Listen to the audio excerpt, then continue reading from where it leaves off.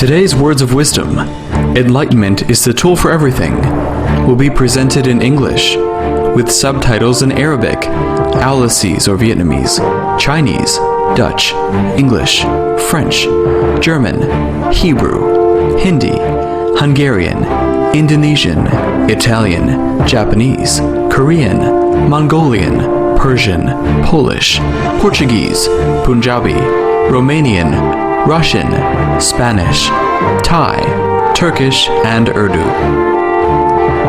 More languages are available online. For your special language, please visit www.suprememastertv.com/subtitles. The United States of America, known as Land of the Free, Home of the Brave, has come to symbolize freedom throughout the world.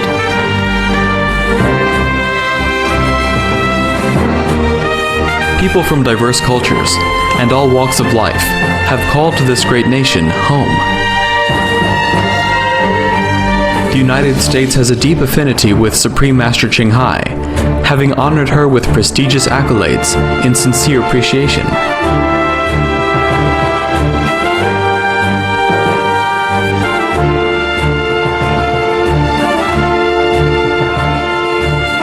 With her boundless compassion, in 1993, Supreme Master Ching Hai sent relief teams to provide material assistance and comfort to residents of the 6 Midwestern states that were heavily affected by flooding, one of the most severe in the country's history.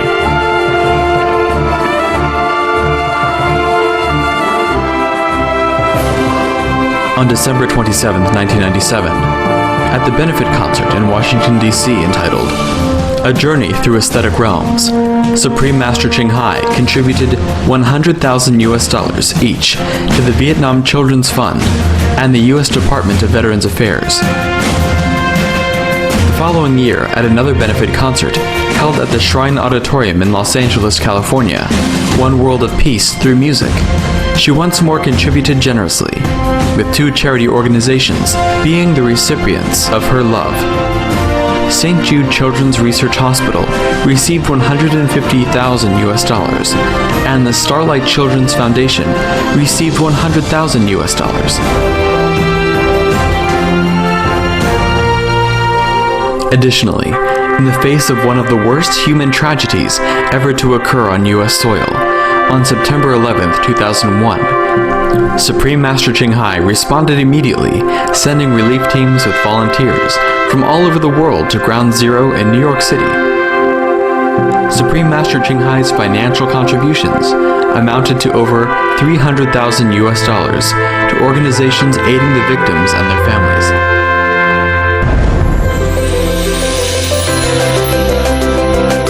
On August 27, 2011, in Los Angeles, California, USA, at Supreme Master Television's 5th anniversary celebration, featuring the world premiere of The Real Love, a musical inspired by the true story of Supreme Master Ching Hai, 6 US-based nonprofit organizations dedicated to environmental or humanitarian causes were the recipients of Supreme Master Ching Hai's loving donations at a total amount of $210,000.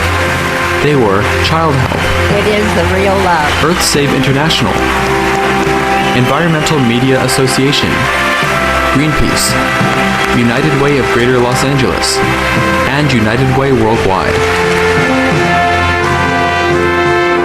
To this day, Supreme Master Ching Hai continues to extend her benevolent assistance to all parts of the United States, from Virginia, Ohio, Kentucky, and Alabama, to California, Florida, Texas, Hawaii, and other states.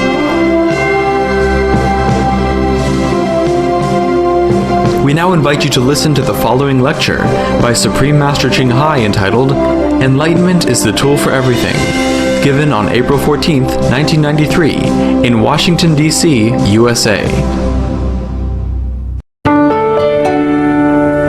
Supreme Master Ching Hai's lectures are not a complete meditation instruction.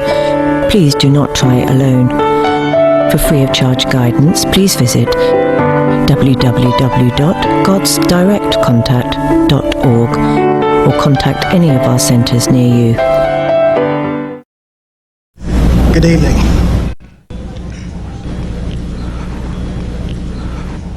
I promise you, first of all, that I won't delay you long from the Master.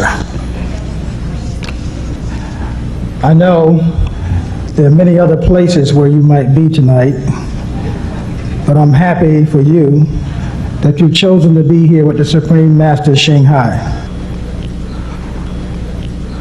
I could naively take credit and say that it is because of my efforts that I stand before you tonight. But I know that without the Master's help, I would be anywhere but here. I don't know the method or means by which the Master helps, nor do I believe that it is important to satisfy my mind in this way. I am convinced that even before I formally knew the Master Shanghai, the Master was already guiding me towards the path to eternal life and liberation. In fact, the Master often speaks about the ability of the Master to do without doing. I could recount to you numerous experiences where the Master has answered my need for help. In some circumstances, the Master intervened even before I realized the seriousness of my plight. On other occasions, the Master appeared as teacher to help me to begin to know the real worlds. In general, my life has taken on a stillness unknown to me before. From the moment of my initiation, I have been permeated by the sound. However, instead of listening to my accounts of experiences, I believe that for those of you who have long searched and come here tonight full of hope, it will be music to your ears to hear that your search for the key to enlightenment is over. My search for the key to enlightenment ended when I was invited to practice the Kuan Yin meditation. The culmination of my blessing was my subsequent initiation by the Supreme Master Shanghai.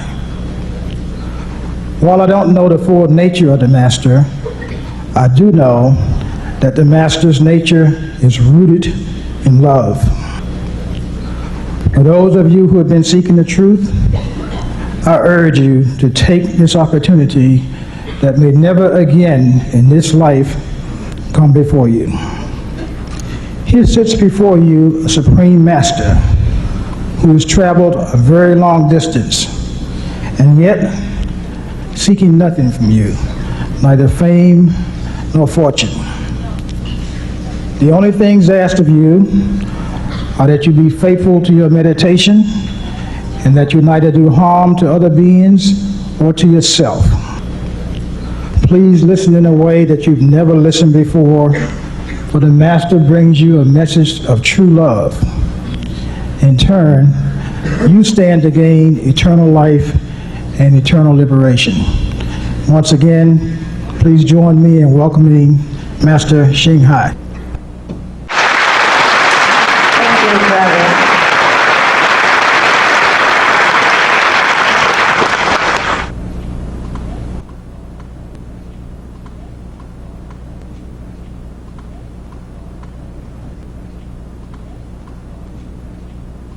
I'm so overwhelmed by your love and the welcome program. I was very tired after a journey and also many days of sleepless. But I feel very, very blessed and joyful to join the congregation tonight. I'm sure we will know each other as we have known each other, and there's nothing new to all of us tonight. But let's just remind each other of what we might have forgotten, or what we have placed in some very remote corner of our soul and did not have the opportunity to reopen it. That is the enlightening nature of our great selves. I'm overwhelmed not only because of your love, but because of the realization that I'm sitting before the Buddhas and God manifestation, and that brought tears of joy into my heart. It's not always that I'm blessed with such realization while sitting with multitude of people. It's just tonight it happened, and this is beautiful.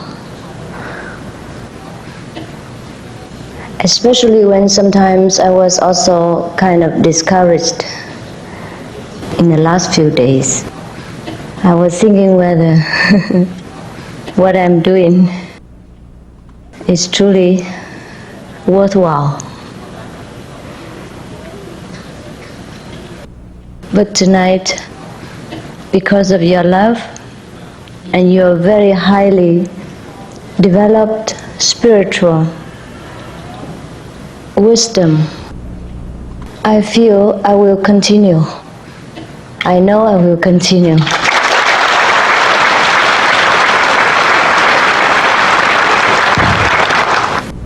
And if in the near future, during my tour, if I have any success in bringing people's happiness and God realization, I will remember Washington DC's people. Thank you so much.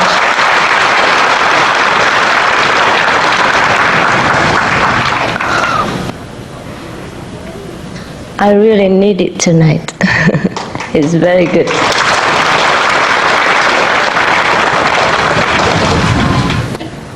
You see, enlightenment is already within us. Therefore, whatever our fellow initiates credited to me,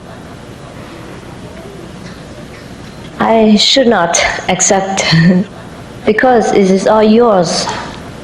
Whatever greatness, whatever blessing you receive during the course of development in your spiritual training or rediscovery, it is all yours.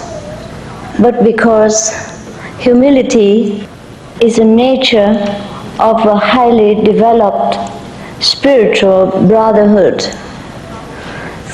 therefore they always credited all the miraculous power, all the blessings to the Master, whoever that Master may be, that happened to be experienced in the path and show them to rediscover it themselves.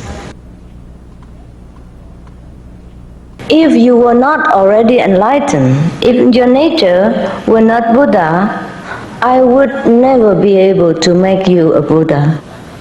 If God is not already within yourself, I would never be able to show you God inside you.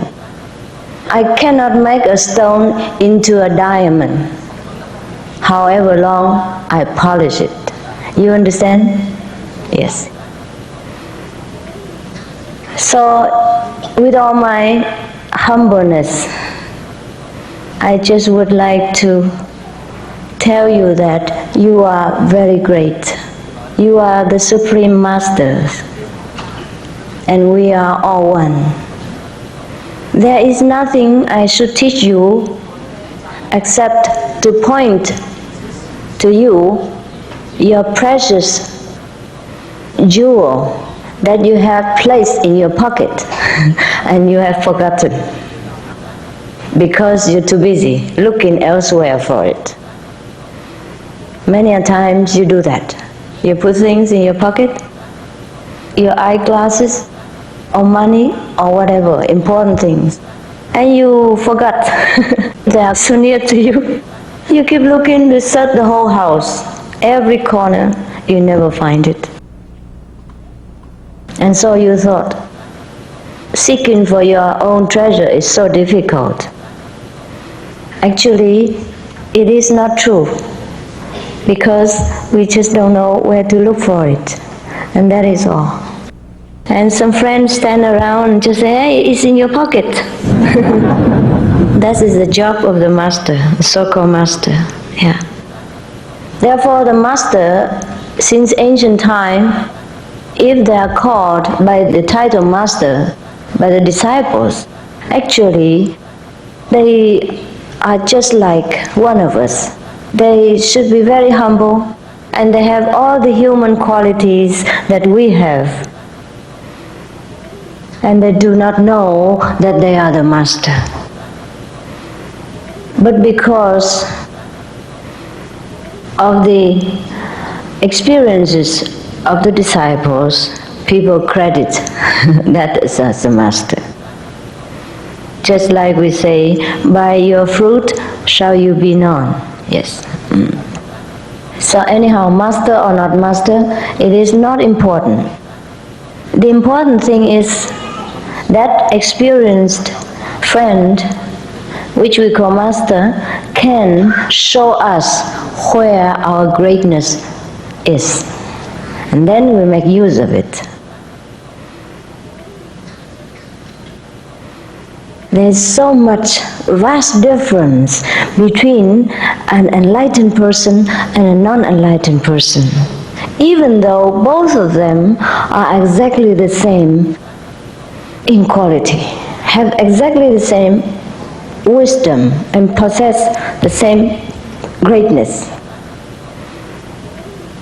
I just could not tell you how different. I just know it is different.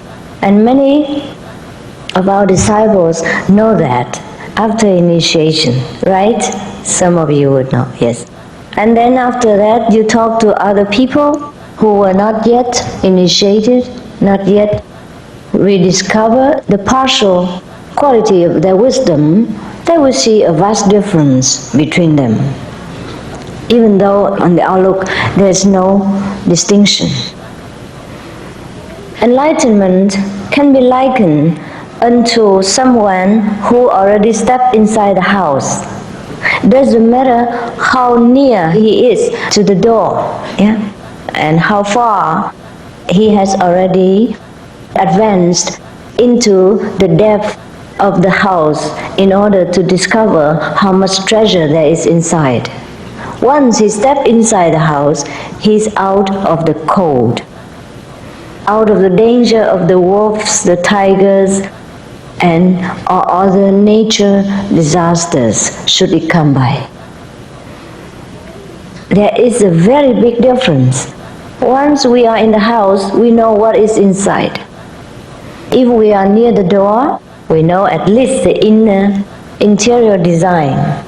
And if we step further into different rooms of our house, we will discover the treasures and all the furnitures, all the precious things that are within the house.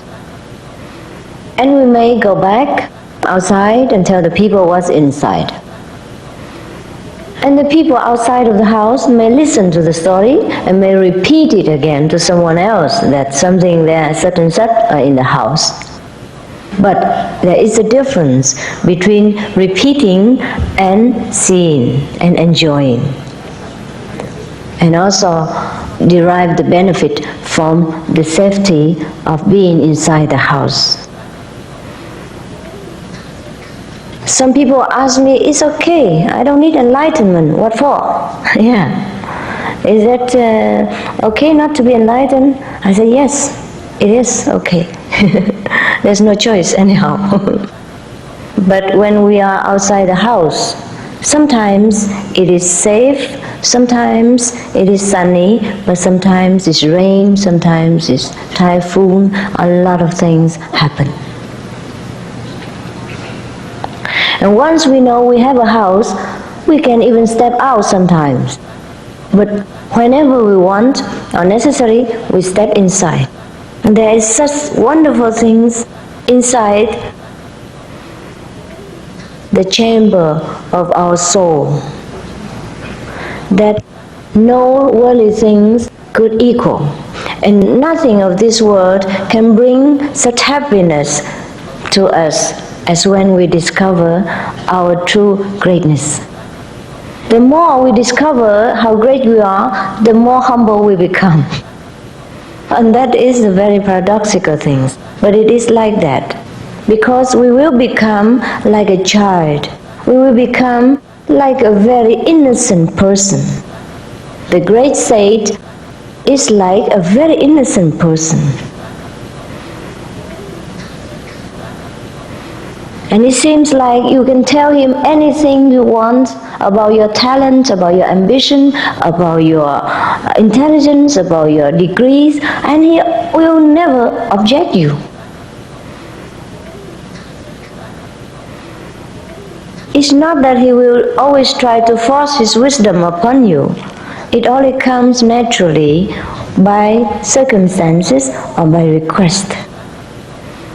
And after speaking, most probably the so-called master will forget everything that has been spoken completely. Maybe just remember one or two sentences, or maybe none. Because the wisdom comes from the universal storehouse of the common use of all beings. It doesn't belong to one person or a group of any person. It belongs to the ignorant as well as the enlightened. It belongs to the child as well as to an aged senior citizen. Everyone has share of this wisdom. Only if we truly want to know it. By knowing this wisdom, we do not forsake the world. We will not lack of the enjoyment of the world, but actually we enjoy the world more when the opportunity is there. And even when the opportunity is not there, we'll be happy all the same. And that's the difference. That is the only difference.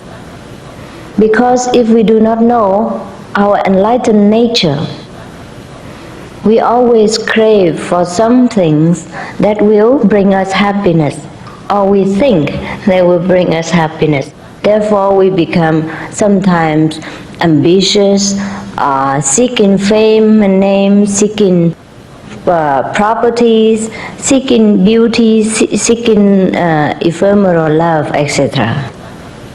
Thinking these will bring us happiness, until we realize that these only breed sorrow most of the time.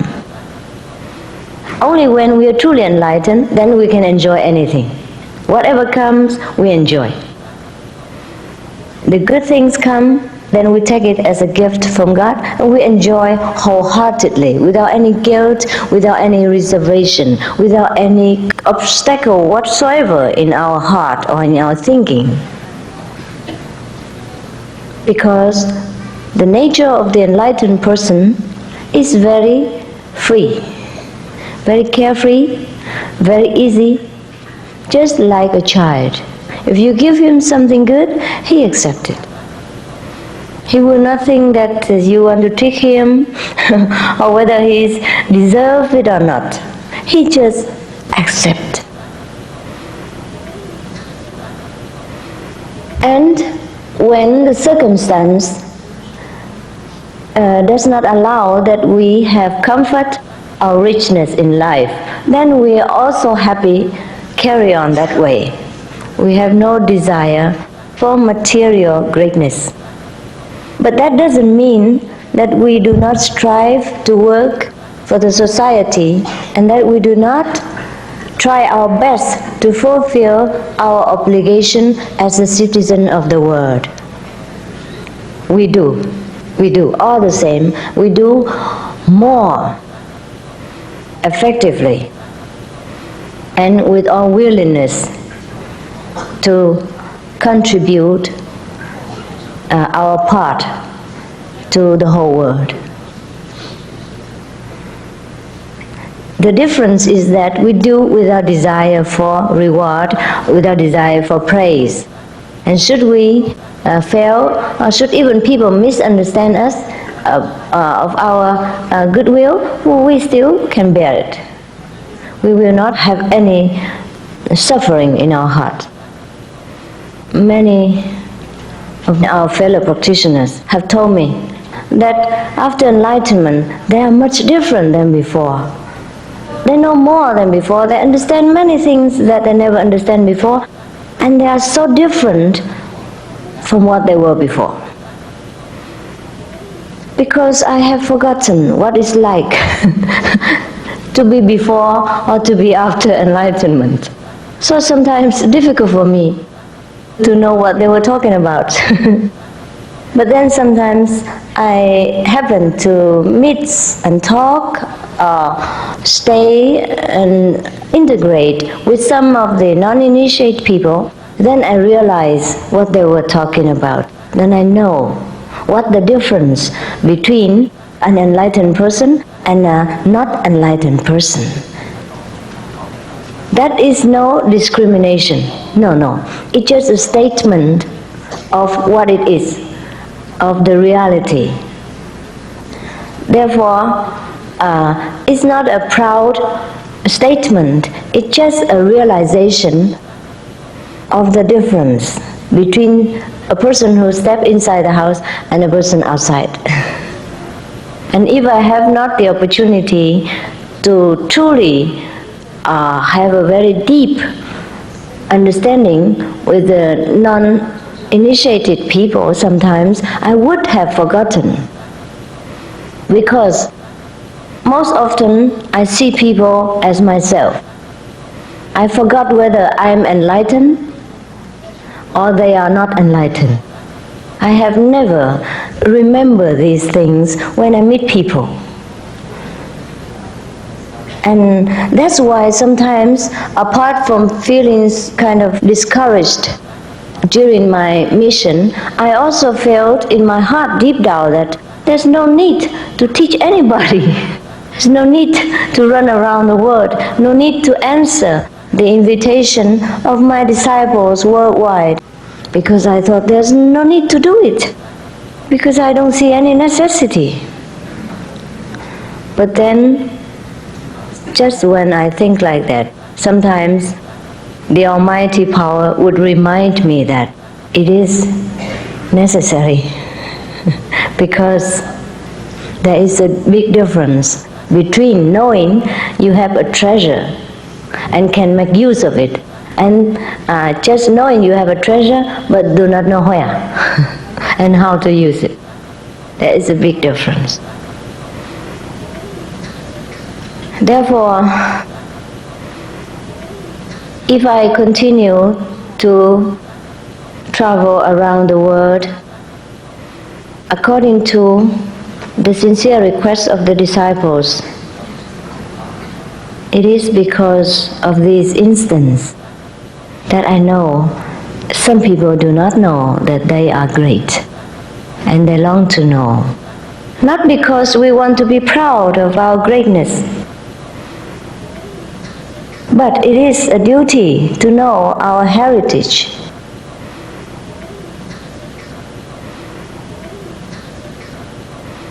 We cannot just be born into this world and live a few decades of hectic schooling, working, sweating, earning money, struggling with children and family problems, and then kaput, finished. Nothing more to that, nothing more to life, nothing more to the great meaning of human life.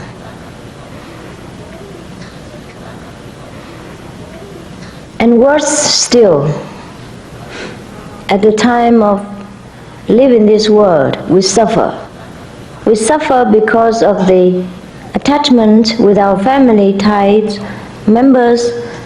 We suffer because we do not know where we are going. We suffer because of the fear of the unknown.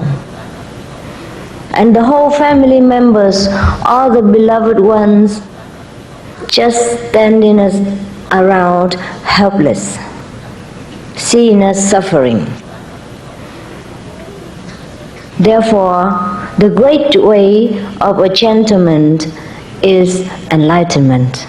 We must know where we come from and where we are going. Very clearly, very decisively, because we are a great human being. We live a life of a hero. We walk life of God on earth. We should not live like slaves to our money, to our possession, to our whatever desires that the world has labeled, has found a way to stick it on to our mind. We were not born with desires. We were not born with hatred. We were not born with racist discrimination. We were born innocent and beautiful. So we should remain like that. And we should even be wiser. Apart from being innocent, that's the way of a gentleman. That's the way of the great beings. If we worship Jesus, if we adore Buddha, if we long to worship, to bow to the sages of the Himalayas, of the ancient time, then we should know that we could be one of them.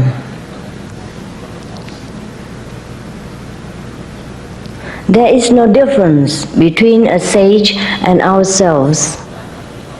Only one hair apart. Very thin. And when we traverse that, we are there in the circle of sainthood. And if we stay behind just one hair apart, we are ignorant beings, bowing down to all pressures of the world, fearing all kind of things and persons and beings, and knowing not what we are before and after our life. Even then, so we have eyes, but we are just like blind persons. We have ears, but we're just like being deaf. Because heavenly teachings we do not hear. Heavenly kingdoms we do not see. Our greatness we cannot perceive. It is a very great pity if we continue our life like that. And we want so much to help the world. We want so much to bring peace into our earth, to make it into heaven. But how do we do it if we don't have wisdom? How do we do it if we are not above average? How can our head keep from being wet if we are not above water? So enlightenment is a tool for everything in this life and the life after. We travel far and wide into the galaxies of the universe. We know things that even the most brilliant scientists in this world are dumbfounded.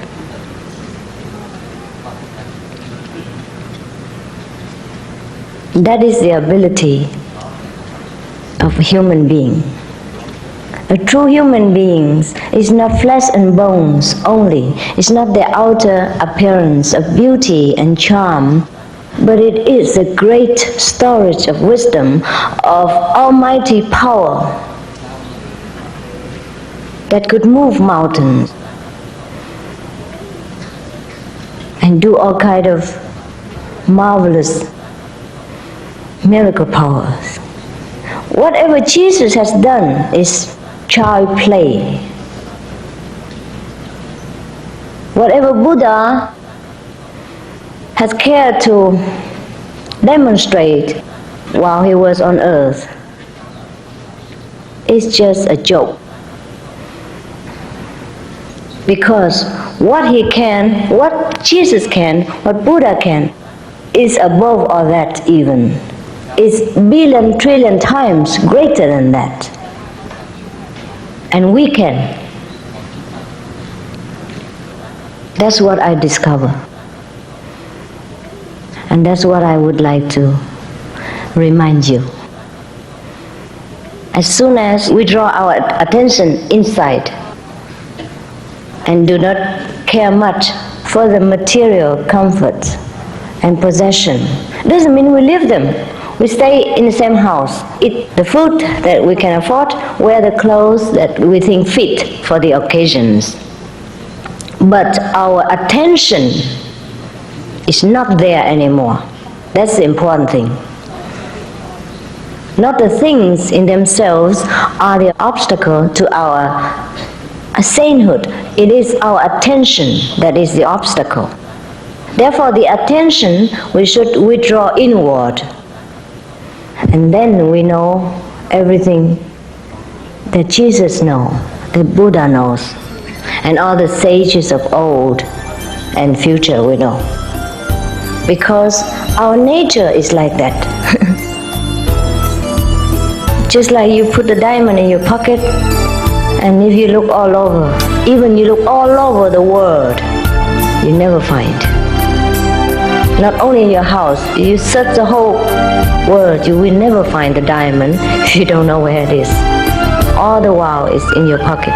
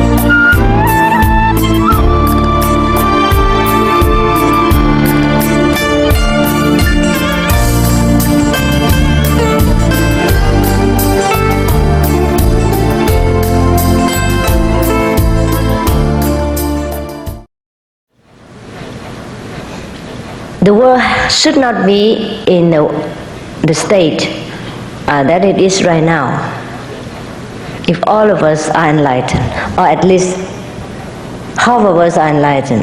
Better still, the majority of us are enlightened. And then no need to talk about peace. Peace will come. No need to want anything, because we have wisdom. Wisdom is the Lord. The Lord is my shepherd. I shall not want. The Lord is within ourselves. That is our almighty power, which stay there dormant. And anytime we can awaken it and make use of it. At least to our own contentment. The enlightened person never know discontentment, never know want, never know unhappiness. At least not for long. Just probably in the beginning of the practice, when we are not yet stable in our habit, and the mind still had the upper hand. So sometimes we might think we want this and that, but then immediately we realize our mistake. Not like before enlightenment, we don't even realize that we have desire, let alone stopping it. Therefore, the difference is very obvious. All this I tell you from my experience. It doesn't mean after enlightenment you sit pretty, cross-legged somewhere in the sofa and all things become heaven. No. We still have to undergo the little bit of give and take of the karma, the law of cause and retribution while we are on earth. But We have great power behind backing us up. That doesn't matter what kind of rain or typhoon, we are very stable, safe, secured, content. Because we know nothing can happen to life eternal.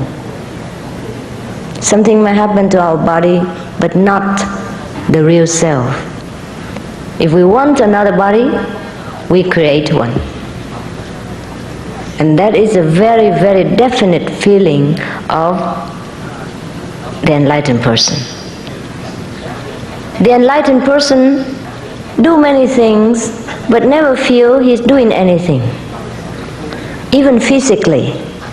Give away many things, but he never feel that he is a giver. Endure many things, but he never feel that he has patience. He might show his temperament now and again, but he never feel guilty because it is fit for the occasion. Therefore, the way of the enlightened person is free, is happiness, and is wise. That is the life that all of us should remember, because that is ourself. It's not the life that we think we are now, full of worry about every little thing, about electric bills and about telephone bills, and every little thing make us trouble. After enlightenment, we still have all these bills coming. No doubt, huh? God will not take them away because it's yours. But the attitude and the means to overcome these are entirely different. We will find life more relaxed, more easy to meet with all demands from all sides, if we truly, sincerely seek for our wisdom. That's what I can promise. Because I have learned to know this myself. It's not from books, not from any teacher, it is from my own experience. Therefore, whatever I share with you is absolutely true, private, and no cost. Because it's from me. I don't borrow it from the bank, no need interest. And then you will come to realize all this and more for yourselves according to the capacity of your demand and of your work and of the way the universal brotherhood see fit to give you because of your mission in life or your position in this world. Therefore, you see sometimes, even though masters, when they reach mastership, they are equal, yeah, even that. But you see a slight difference between masters and masters. You can see that through their discourses or through the progress of their disciples or through the way he expressed his understanding about the inner realization. Therefore, there is slightly different between masters even. Why? Not because they are different in the quality, it's just because they're different predisposition. Such master couldn't make use of so much, so he has that much, or he draw that much from within himself to give out.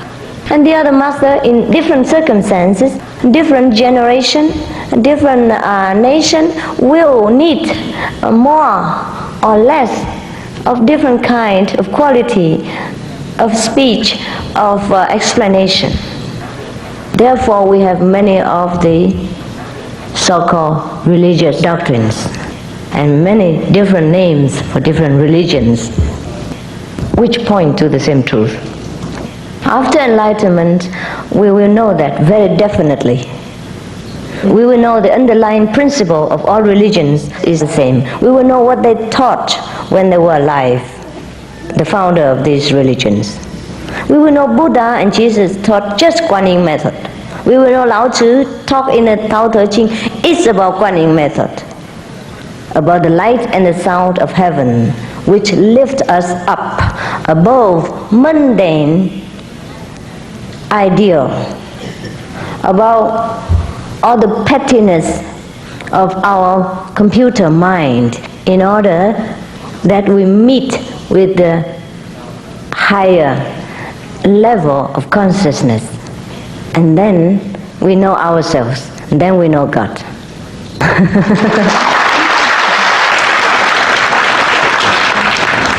Thank you so much.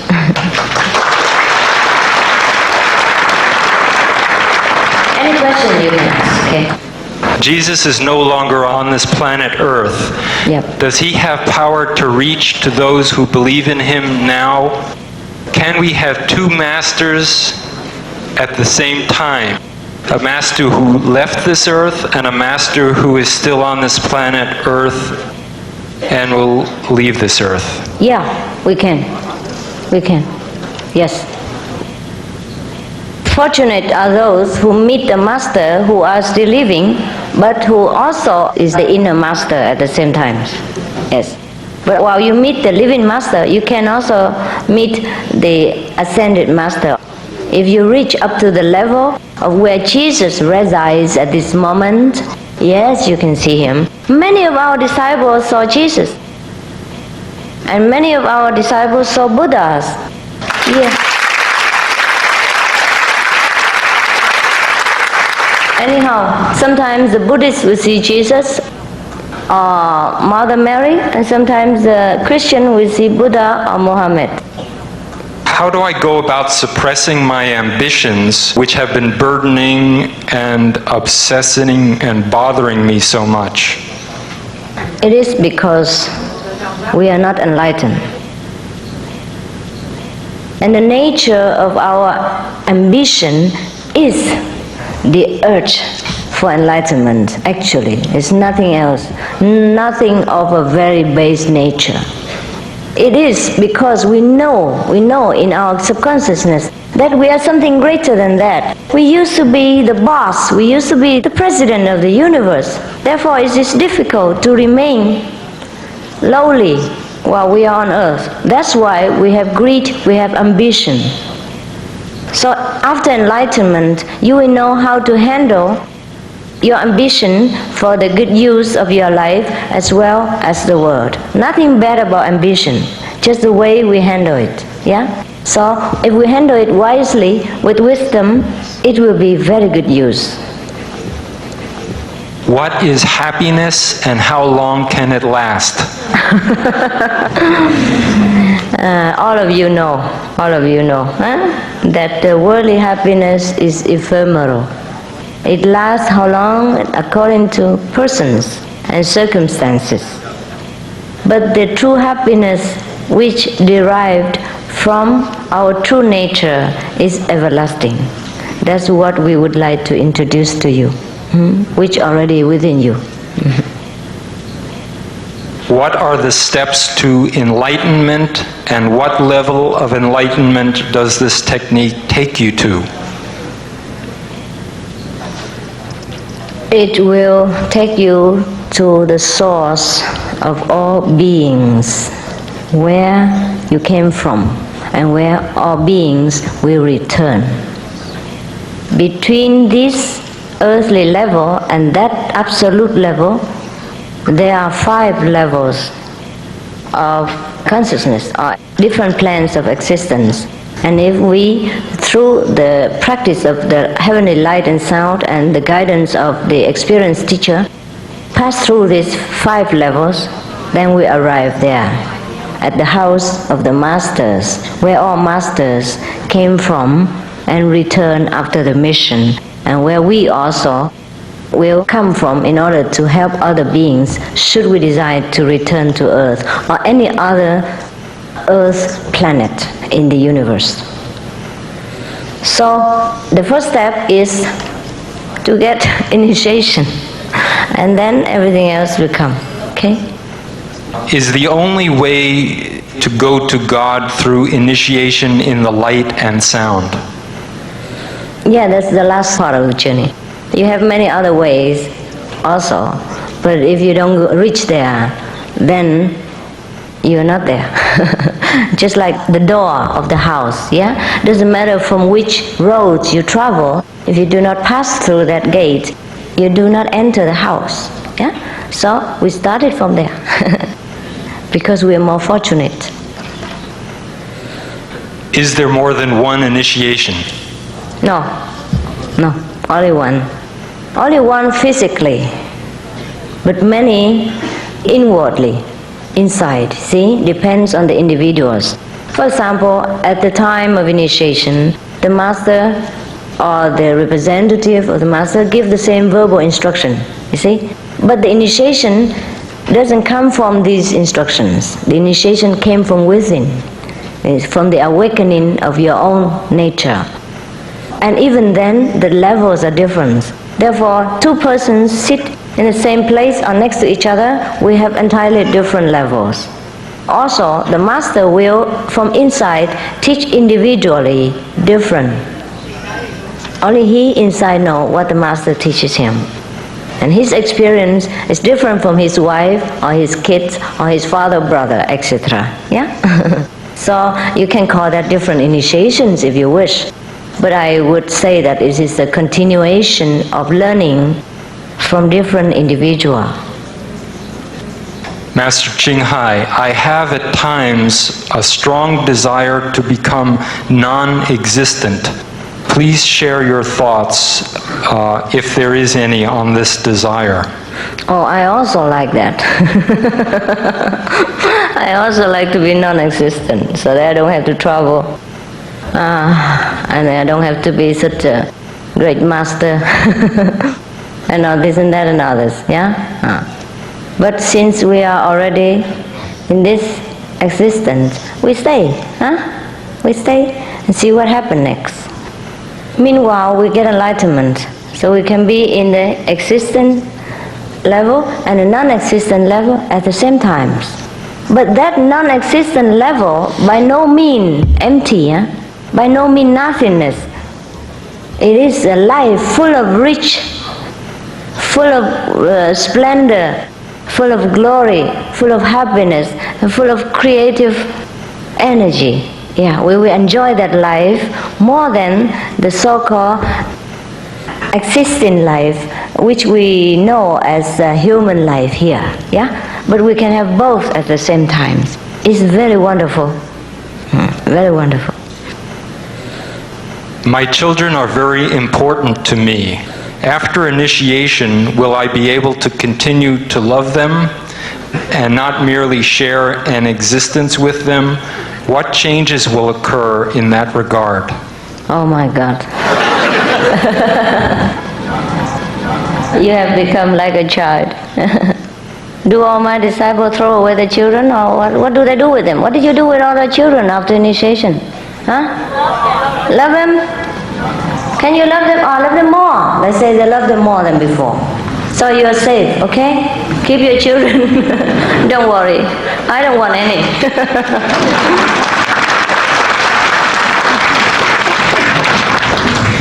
Is there such a phenomenon as soul mates in this world? If so, what is the spiritual significance of this for people involved? Soulmates are someone that when you met them, met him or her, you feel a very great attraction to each other, and that you both will be able to complement each other in life, and especially in spiritual progress. That is what's called soulmate. But in the world of non-duality, there's no soul, no mate. Okay? So it's just the talk of this world. So whomever you felt very attractive to you and very helpful to your daily life activity as well as spiritual endeavor, then that is your soulmate. All right? While we are here. If we need a mate at all. Yeah? How can we tell true masters from false masters? Oh, that I don't know. I haven't made any false one. I made only true masters. Yeah? False or true is up to you. You see, there are many ways to discern a true master. We don't talk about false master. What for? Huh? Okay. True masters are plenty. All of you are true masters. Except when the so-called master just cling to one part of the truth and forsake the rest. And then teach the disciples only one part of that from the whole truth, and then we call him a false master. But actually the name is not very correct. Maybe he's a kind of partial master. Yeah. Part-time job, part-time master, but not false, yeah? And when a master teach you the whole truth that is within yourself and awaken that which already exists within yourself, that is the true master. Because he awakened the true master within yourself. That is the true master. And what is your true nature? What is the true master within yourself? That is God, that is the Holy Spirit which dwells within your church, your temple. And when that God manifests, we can hear the teaching through this heavenly music. We can see him through visions, through abundant illumination, like 1,000 suns sometimes. That is our true nature when it's awakened. Okay? So if any master can awaken these heavenly wisdom, vibration, and heavenly light within you, which is your self-nature, which is your self-mastership, then that is a true master. Okay? It takes one to know one.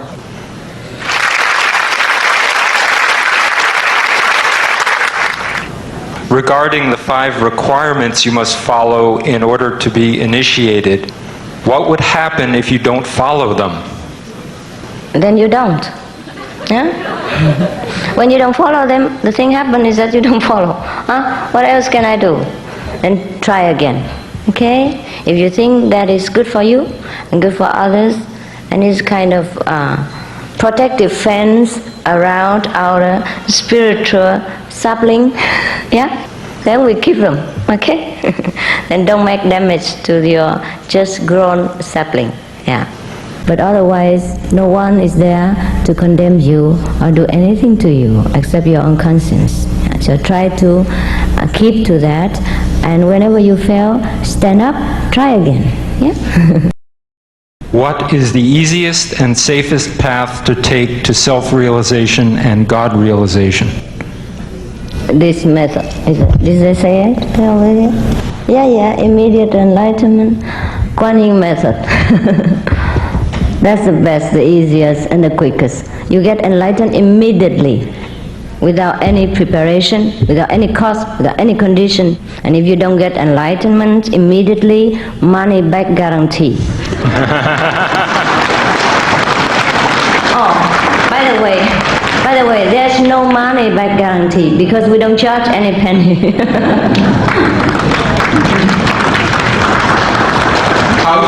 How should we protect ourselves from the violence of nature and the violence of man? We don't need to protect ourselves. What do we have that we should protect? Before you were born, what do you have? After you die, what do you possess? What is it that's so valuable that we should protect? Throw everything away, let it be. Whatever come, will come. If your body die, your body decay, you have thousands, billions more. Don't worry about anything. If the possession should be yours, you can't even get rid of it. Huh? If that girl should be your fiancée, no one can snatch her away. If that job was to be yours, ordained by heaven, no one can replace it. Don't worry, just relax, okay? Get enlightenment.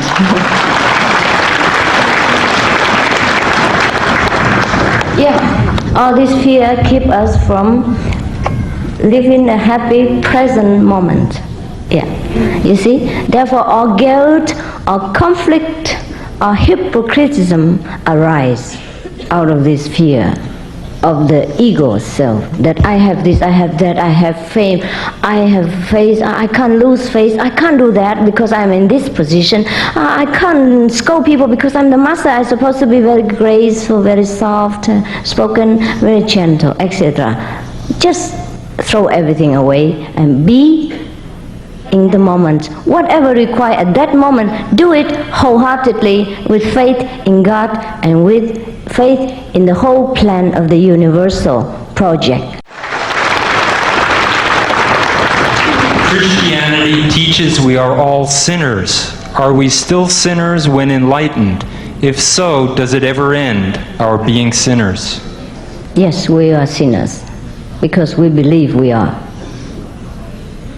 Because we have no way to rise ourselves above the sinful level, above the mud. If you are in the mud, of course you look muddy, no? Dirty. If you rise up, what the mud has to do with you, whether it's there or not. Okay, understand? So rise up, be enlightened.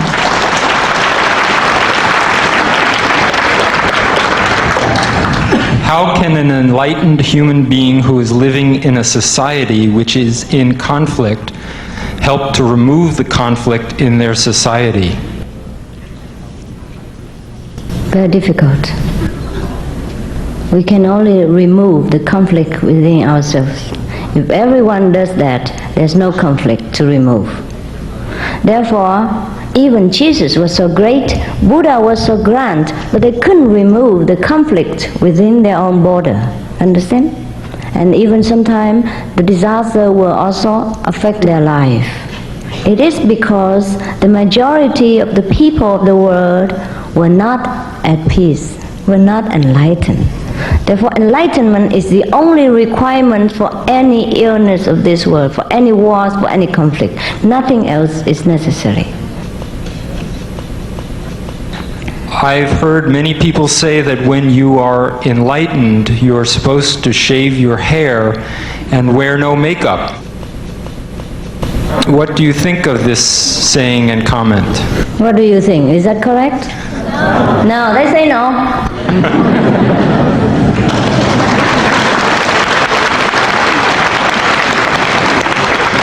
Beautiful, beautiful. I love that. It's very beautiful.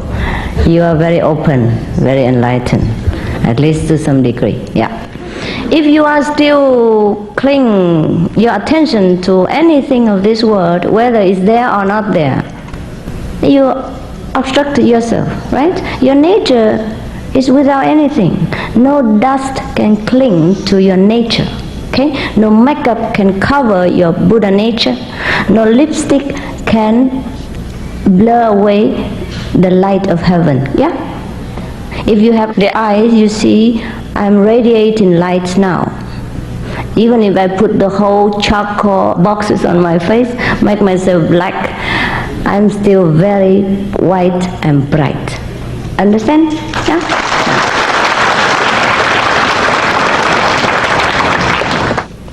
So, if you shave your head, then you are enlightened? Is that right? So why don't you do it? It's so easy. All of you do it. God doesn't care whether your hair is long or short. Do what you like. Doesn't matter. Okay? Otherwise, all the beautiful Miss Universe cannot get enlightenment or what?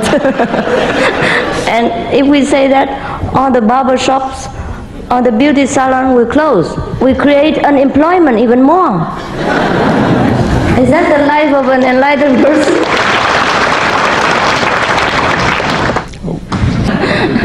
The ego is a strong force. How does one overcome the ego? By being enlightened.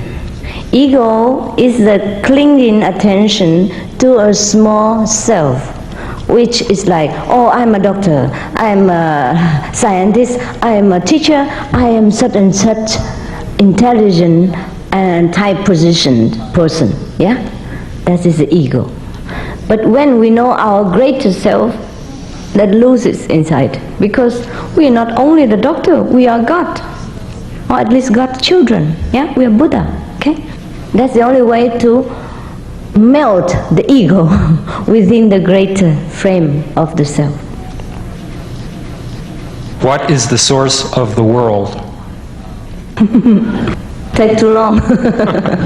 Take too long to research.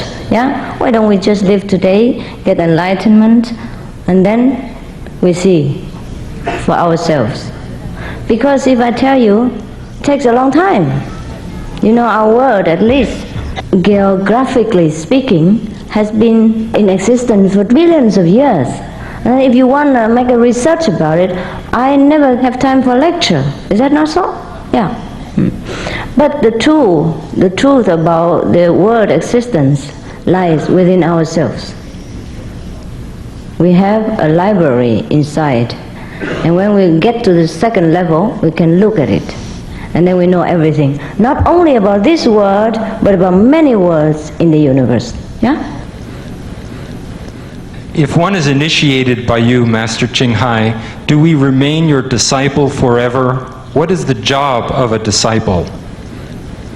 A job of a disciple is to become a master.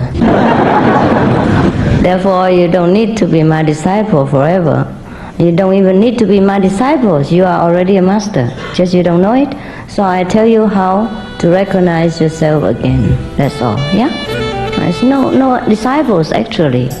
It's just a name that we call ourselves in this physical world.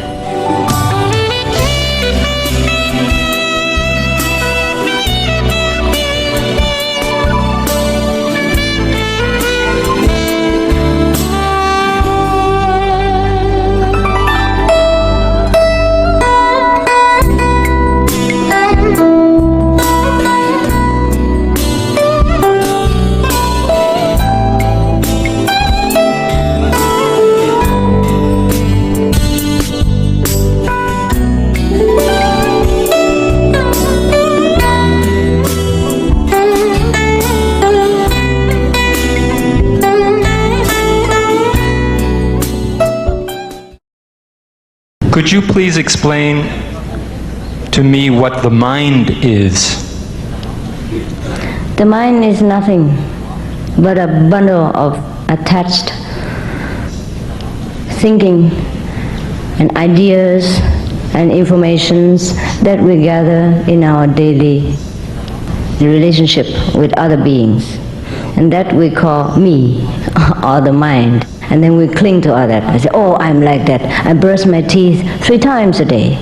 That's me. Yeah. I never apologize even when I'm wrong. It's me.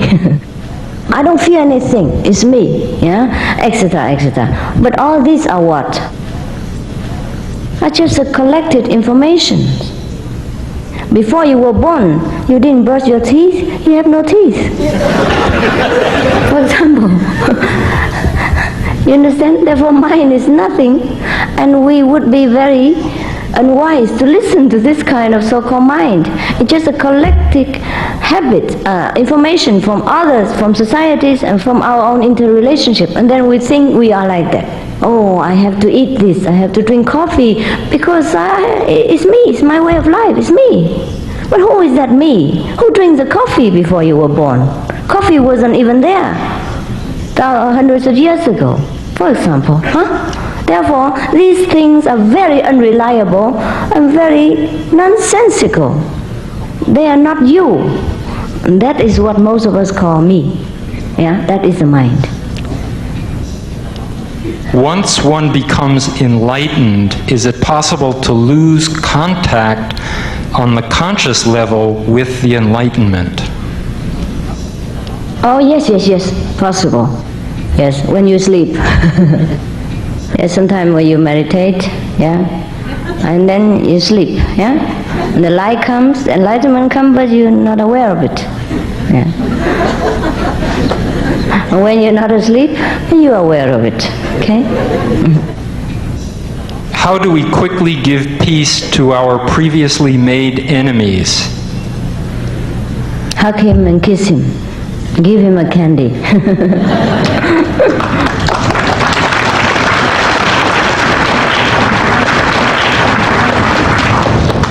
That's what I did this morning. Because some people cannot be enlightened by words, yeah, or by explanation, or by initiation even. Some people need that, yeah, just direct love, physical as well as mental, as well as emotional. How do I escape away from my flesh and love desire toward the opposite sex? Oh, don't get away from it. Otherwise we have no more children. Just stay cool. Have one at a time. Have one partner only, okay? If you have a soulmate that you found is good for you, and a three-dimensional love, physical, emotional, and mental, it's fine, yeah?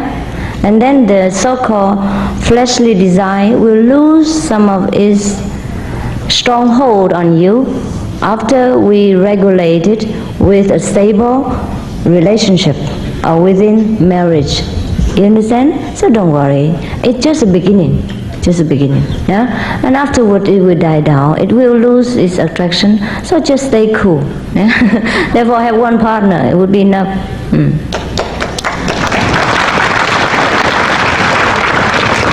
How can we best help someone who is experiencing serious illness?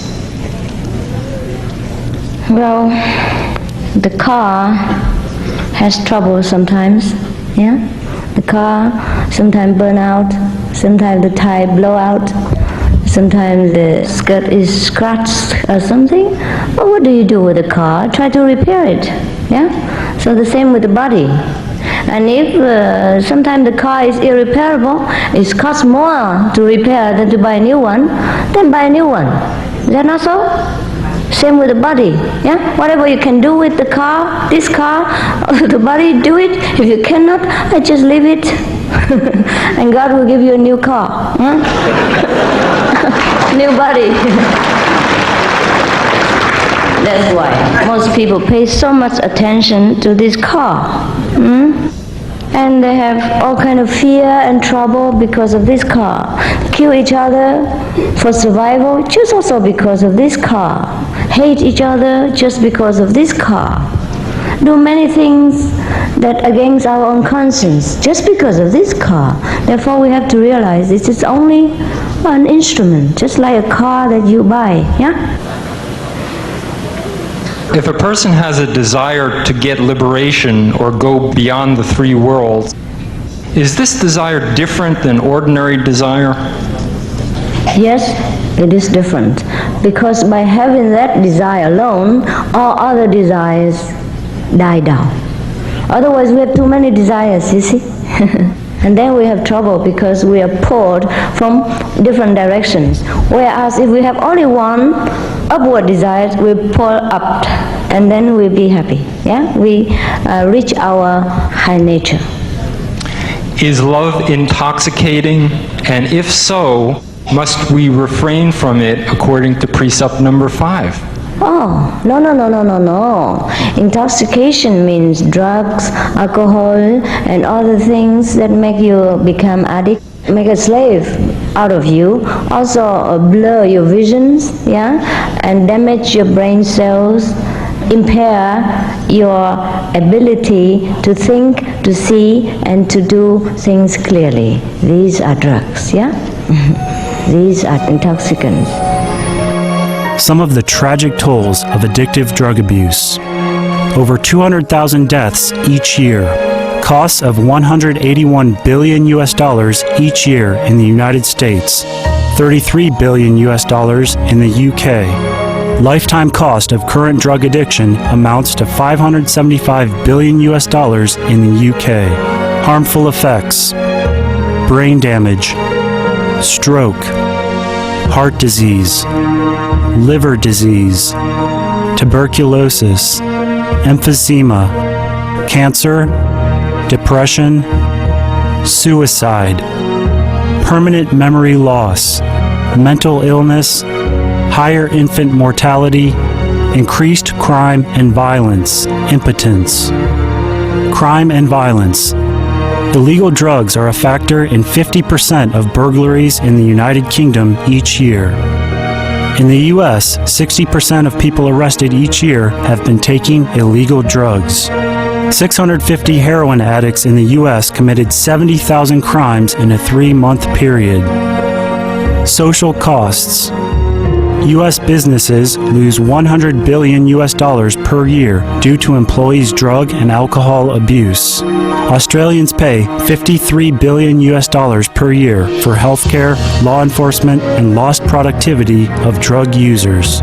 Environmental costs. Every gram of cocaine produced destroys 4.4 square meters of rainforest, with 300,000 hectares of rainforest lost each year to cocaine production. Death. 52 people die each day due to drugs in the U.S. In Canada, substance abuse is attributed to 21% of total deaths and 23% of potential life years lost due to early mortalities. Plus more. Some of the tragic tolls of alcohol. 2.3 million alcohol-related deaths per year worldwide. Cost of alcohol-related illnesses. $186.4 billion in the United States. Up to $210 to $665 billion globally. Disease. Higher amounts of alcohol increase the cancer risk. Even half a glass of wine daily increases the risk of mouth or throat cancer by 168%. Cancer of the liver, breast, colon, esophagus, rectum. Liver disease. Cardiovascular disease. Metal toxicity. Brain damage. Amnesia and dementia. Brain shrinkage. Organ failure. Heart, liver, kidneys, stomach, pancreas, eyes. Birth defects, children afflicted by anxiety and depression, mental retardation, fetal alcohol syndrome, stunted growth, facial deformity, sudden infant death syndrome, miscarriage. Alcohol-related violence. Child abuse, 50% of cases. Violence toward loved ones, 30% of cases. Violent acts, 40 to 80% of cases. Suicides, 20 to 50% of cases. Plus more. Some of the tragic tolls of tobacco. 5.4 million smoking-related deaths per year worldwide. Cost of smoking-related illnesses, $96 billion in the United States alone. Light and mild cigarettes just as harmful. Causes cancer and diseases in animal companions. Speeds the aging process. Toxic residues of third-hand smoke. Heart disease, coronary thrombosis, cerebral thrombosis, kidney failure.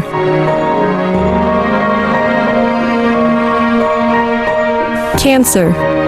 Mouth, liver, breast, and colorectal cancer. Lung cancer, esophagus cancer, kidney cancer, bladder cancer. Chronic obstructive pulmonary disease, emphysema, bronchitis, stroke, impotence. Additional harms for secondhand smoking. Childhood arteriosclerosis leading to heart attacks and strokes in adulthood. Sudden infant death syndrome. Infertility, miscarriages, and premature deliveries. Childhood asthma, bronchitis, ear infection. Cleft lip or palate. Hyperactivity and aggression in asthmatic boys. Circulatory problems in women. Plus more.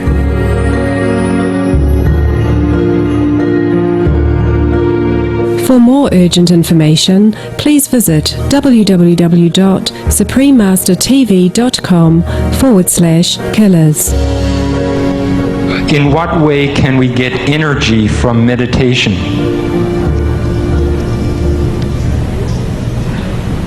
The effortless way. The energy from meditations is already within ourselves. By the power at the time of initiation, through a master, it is awakened. Therefore, when we do the meditation in our so-called method, which has no method at all, we get the direct energy without doing anything. It is a very effortless effort. That is the best way, the natural way, because we get what we have. We don't borrow, we don't try, we don't steal, we don't force things to happen, but things coming and happening because it's already there. Is enlightenment another term for Zen Buddhism? Yes, if you need that title so much. How likely is it that the few enlightened humans on this earth now can affect the awakening of the sleeping or distracted masses? They will have some impact, yes. But of course it's best when the majority of the people are all awakened. Would you please address the issue of karma and how we dissolve our previous karmic debts and how that relates to enlightenment? Karma is a Sanskrit term for the law of as you sow, so shall you reap, which is the law of the lower universe, yeah? And when the master gives you initiation, he pulls you up further. Therefore, the bad karma downstairs can be burnt and doesn't affect you. Just live a little bit for you to carry on this life, which is already smoothed out and lubricated by the master power. Therefore, after initiation, you have no more stored karma. So you don't have to be reborn again if you don't want to. If you want to be reborn again, it's very easy. We can create karma. Or we can borrow it from many of other sentient beings to come down. Yeah? So initiation is the destroying of all karmas in the past. So leave no more opportunity for the beings to come back in the future. What do you mean by immediate enlightenment after initiation? I mean immediate enlightenment. Instant. Yeah? Like that. Okay?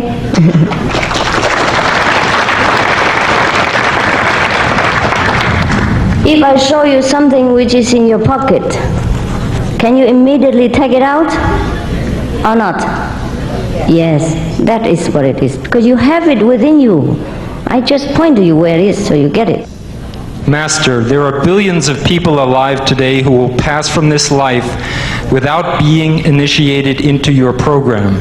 Does this mean they cannot reach enlightenment in this lifetime by any other means? Yes, they can. They can.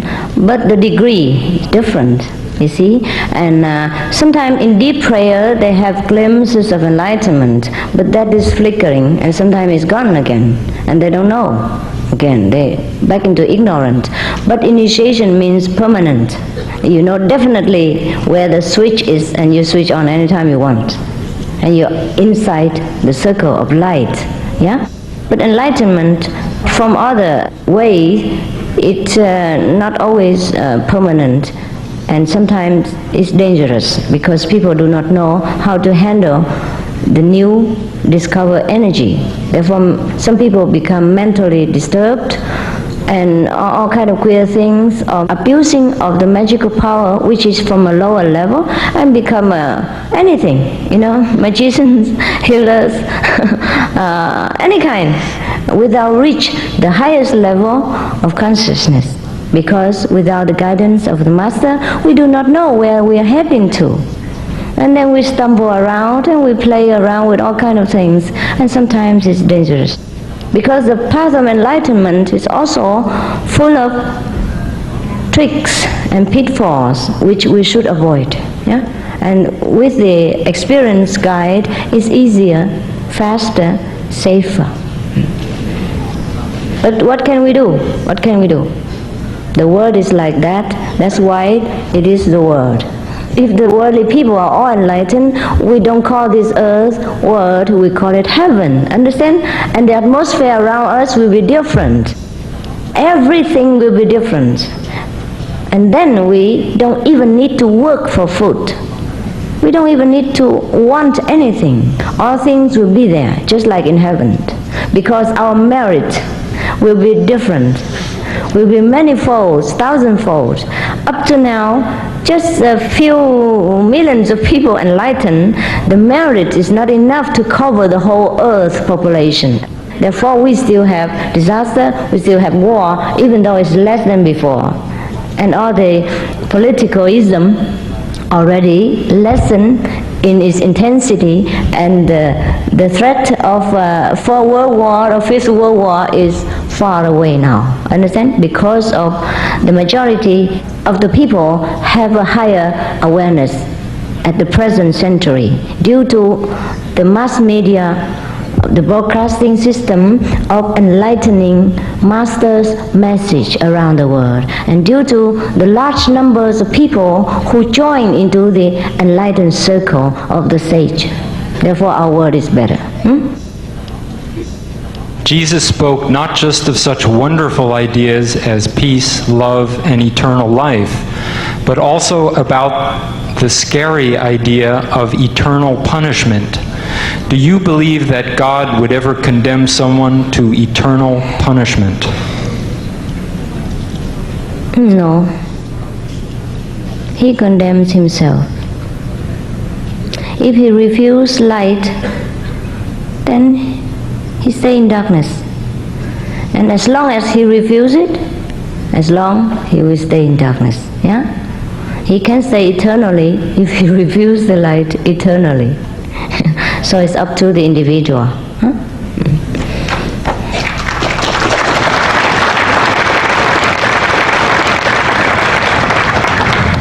Someone by the name of Princess would like to thank you for a very uplifting birthday. Oh, happy birthday.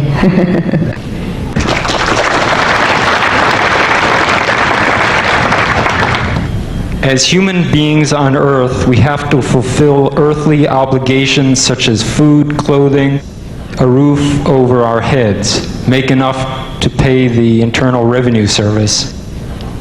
How could we break away from these and start nurturing your spiritual needs? You still keep the roof above your head. Don't take the roof away. Just get enlightenment. Don't worry, yeah? I stay in a tent and I'm still alright. Sometimes the tent blow away and no roof is there, but I'm still okay. When we are enlightened, all the things will be okay also. Jesus has promised, seek you first the kingdom of God, and other things shall be added unto you. I promise you the same. Yeah?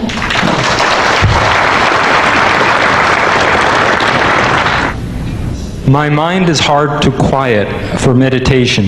It is like a monkey who wants to run and play but not sit quietly.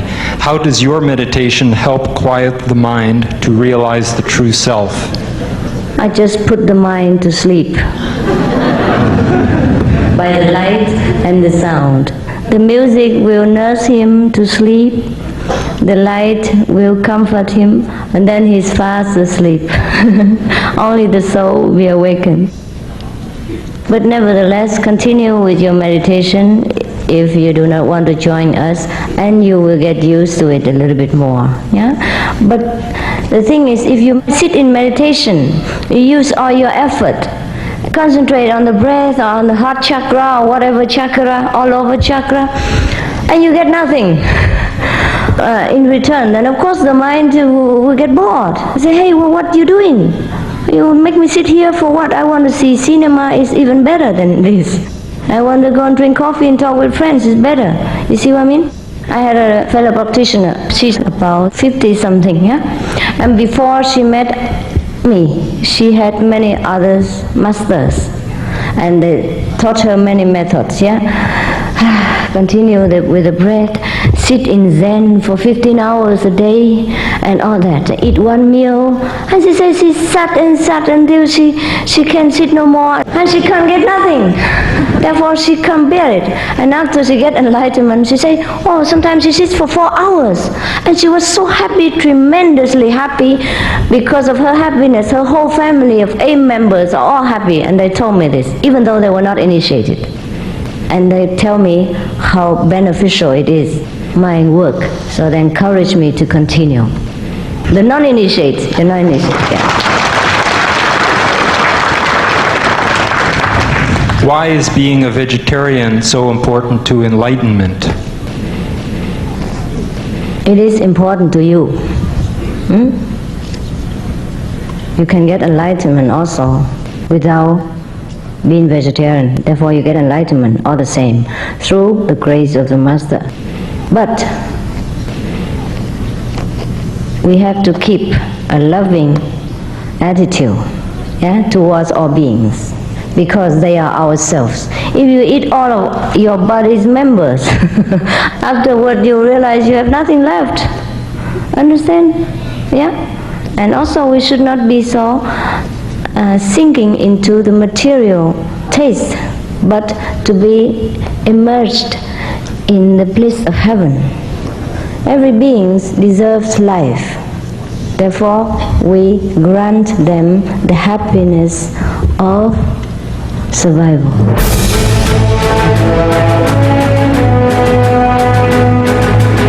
European Parliament supports reducing meat to lower greenhouse gases. Roll call vote. Vote is now open.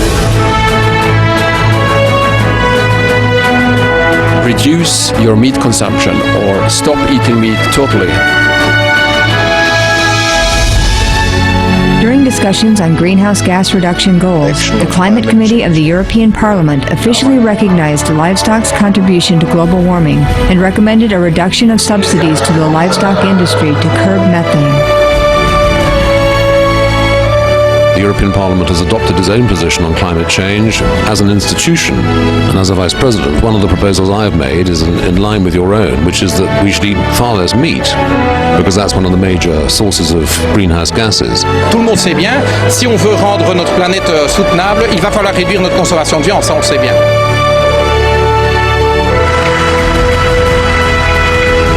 My name is Jens Holm. I'm a member of the European Parliament. Please, be veg, go green, save the planet.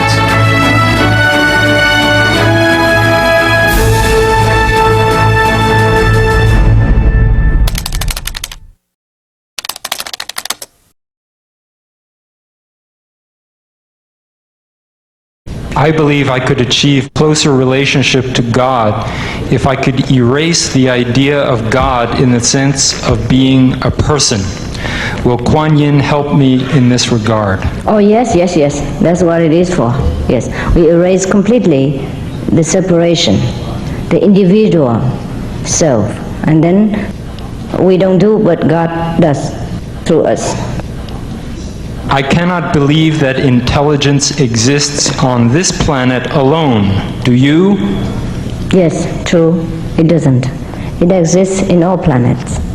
More or less different degree according to the location. It depends on the location. There are some other planets more intelligent than us. There are some other planets who are less intelligent than us. How am I to know my mission in life? Oh, I suggest you get enlightened first, and then you can see better. Do you work with the White Brotherhood or the Universal Brotherhood? Yes, I also work with the Black Brotherhood.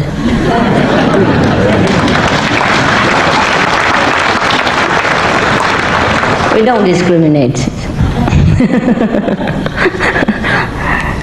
Yeah, of course, he meant the White Brotherhood. It is the title for those enlightened beings who help the whole universe. Yeah, it was just a joke only. There's no black, no white over there. When one becomes a master, will he or she ever have fear, doubt, or anger? We call Jesus a master. However, according to the Bible, Jesus was frightened the night before he was crucified and before his death. Jesus cried, "Why God deserted me?" Please explain. If Jesus had fear and doubt, how can we have no fear and doubt? Yeah. They probably will have fear and doubt. But that fear and doubt is not deep-rooted like us. You understand? If Jesus had no fear of the crucifixion, then his sacrifice was not so great. He has fear, but he accepts. Whereby we have fear and we run away. And we try to blame it on others, or we try to escape, we try to put that cross on someone else. That is the difference. We might have fear, we might have emotion, but we can withdraw it anytime, or we can make use of the fear or emotion to the benefit of other beings. After enlightenment, all the feelings or the emotion are still there, because we are made to have these in order to use them to understand other brothers and sisters. If you have no feeling, no emotion, how can you understand human beings? How can you help them? Understand? But the fear of the masters are different. The fear of the masters sometimes are also affected by the fear of the disciples. He takes the fear from the disciples. So the disciples are fearless, but the master will take some degree of that fear. But that is only very shallow and not deep-rooted. It's only illusionary. And the master on one hand has fear, but on the other hand definitely has no fear. You understand what I mean? Yeah, he knows. He has to have fear, but he doesn't fear the fear.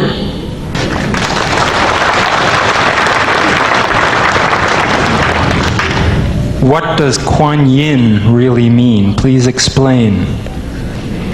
Kuan Yin in our group means observation of the inner word, inner teaching, yeah? Inner music, heavenly music. Can love be truly unconditional? If God loves those who don't sin and loves and forgives those who do, why are we spending our life trying to avoid sin? Because it hurts us, not because it hurts God. Yeah, whenever we do something that we know it is sinful or not correct, we hurt ourselves. Our conscience will scold us, yeah, make us trouble.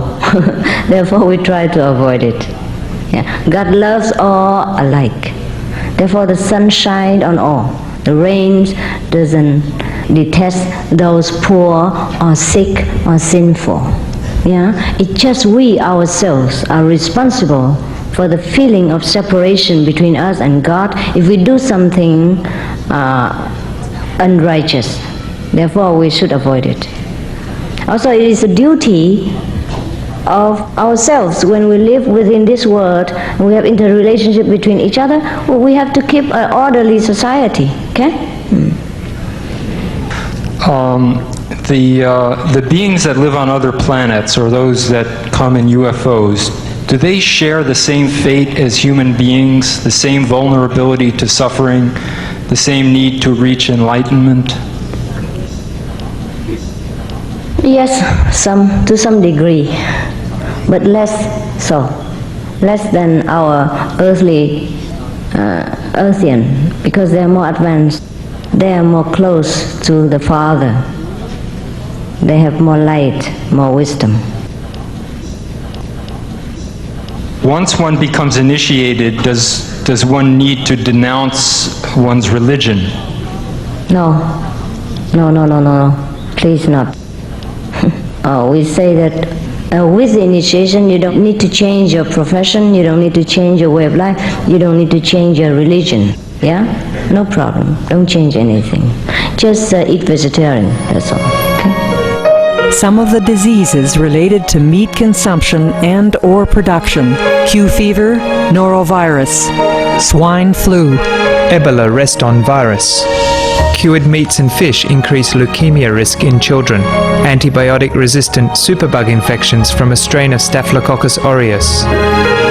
Blue tongue disease, E. coli, salmonella, bird flu, mad cow disease, or Creutzfeldt-Jakob disease, 90% of the population at risk, pig's disease, or PMWS, listeriosis, shellfish poisoning, preeclampsia, Campylobacter, Clostridium difficile, diseases hidden in healthy-appearing livestock. Some of the costs of meat eating. Infertility. Eating just one serving of meat per day increases the risk of women's infertility by 32%, with additional meat consumption increasing the risk. Heart disease. Over 17 million lives lost globally each year. Cost of cardiovascular disease is at least $1 trillion a year. Cancer. Colon rectal cancer. Over 1 million new colon cancer patients diagnosed each year. More than 600,000 colon cancer-related mortalities annually. In the United States alone, colon cancer treatment costs about $6.5 billion. Millions of people are newly diagnosed with other meat-related cancers every year. Diabetes. 246 million people are affected worldwide. An estimated $174 billion spent each year on treatment in just the United States. Obesity. Worldwide, 1.6 billion adults are overweight, with 400 million more who are obese. Costs $93 billion each year for medical expenses in the United States alone. At least 2.6 million people die annually from problems related to being overweight or obese. Environmental. Use up to 70% of clean water. Pollute most of the water bodies. Deforest the lungs of the earth. Uses up to 43% of the world's cereal. Uses up to 85% of the world's soy. Cause world hunger and wars. 80% cause of global warming. Plus more. Some of the costs of milk consumption. Cowpox from milking cows. Bacterial microbes, pesticides, and enzymes found in cheese derived from the inner stomach linings of other animals. Up to 80% of the calories in cheese are from pure fat. Breast, prostate, and testicular cancer from hormones present in milk. Listeria and Crohn's disease. Hormones in saturated fat leads to osteoporosis, obesity, diabetes, and heart disease. Linked to higher incidences of multiple sclerosis. Classified as a major allergen. Lactose intolerance, plus more. For more urgent information, please visit www.suprememastertv.com/killers.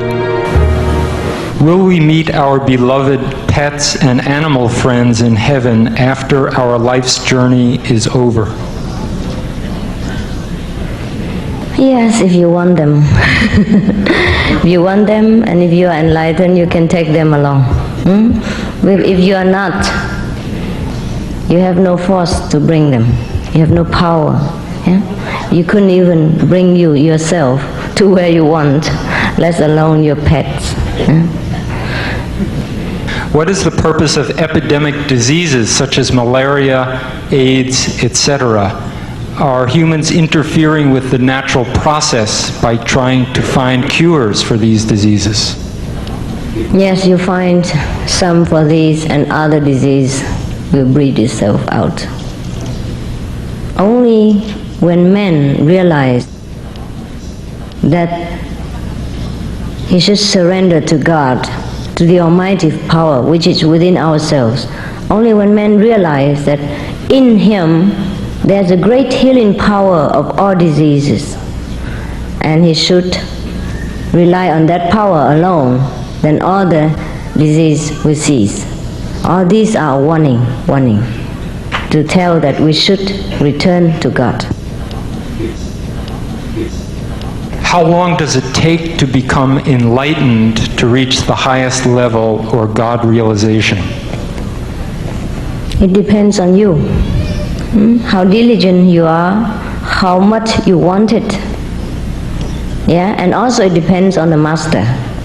Is the master powerful enough to take you through this level of consciousness and lead you to where you want to be. Yeah?